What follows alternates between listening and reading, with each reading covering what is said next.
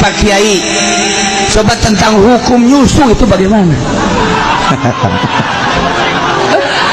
Aduh, Pak Kiai teh jasa da baca kitab jelas.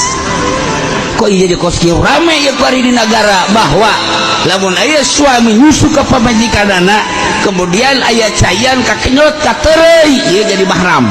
Jeh. Cak Kiai geus anu nerangkeun kos kitu. Atuh Cak Kiai kula ge pernah.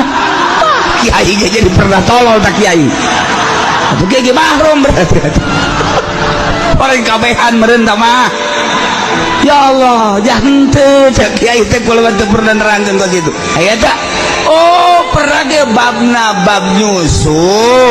Lamun aya budak disusukeun ka awewe, aju nyusu aya 5 kenyotan.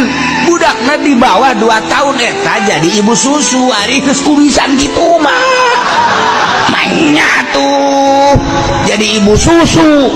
Enggak suari mah beritakeun deui di TV, silakan nyusu kembali. Kiai tegas sama Kiai Sakosi. Waktu penting nggak berjamaah kabeh.